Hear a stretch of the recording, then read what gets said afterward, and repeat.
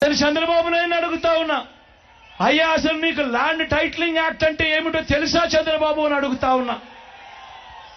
అసలు land titling act అంటేనే దాని అర్థం ఏమిటి అనంటే భూముల మీద సంపూర్ణ హక్కులు రైతన్నలకు ఎల్లవేళలా ఉండేట్టుగా ఒక యాక్ట్ చేయడమే, దాన్నే ల్యాండ్ టైటిలింగ్ యాక్ట్ అంటారు చంద్రబాబు.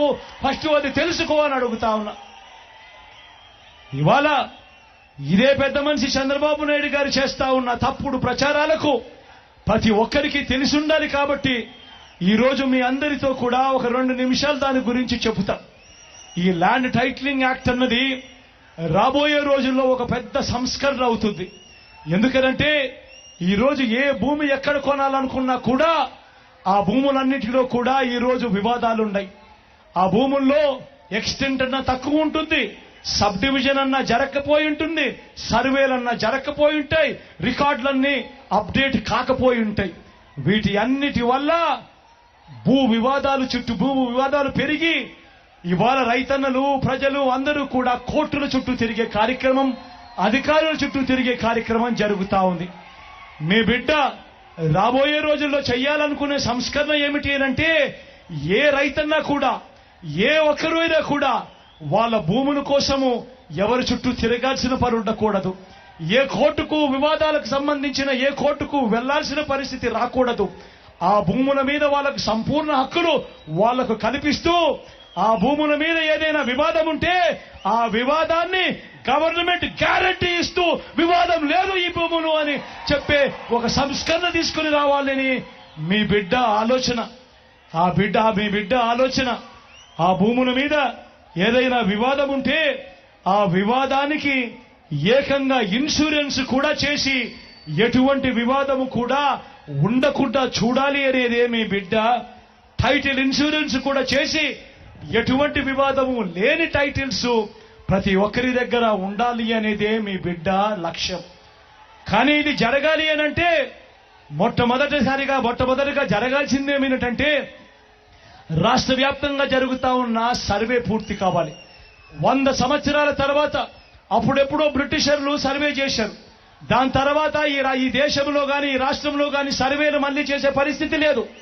ఈ రోజు మొట్టమొదటిసారిగా మీ బిడ్డ గ్రామ సచివాలయాలు తీసుకొని వచ్చి అందులో ఏకంగా 15,000 సర్వేయర్లను కూడా అందులో పెట్టి ఈ రోజు మీ బిడ్డ 100 సంవత్సరాల క్రిందట జరిగిన సర్వేను మళ్లీ మీ బిడ్డ ప్రతి ఎకరాను కూడా సర్వే చేయిస్తా ఉన్నాడు. రైతుల కోసం సర్వే చేయించడమే కాకుండా వాటికి సంబంధించిన సరిహద్దు రాళ్లను పెట్టిస్తా ఉన్నాడు, రికార్డులన్నీ అప్డేట్ చేయిస్తా ఉన్నాడు, సబ్ డివిజన్ చేయిస్తా ఉన్నాడు.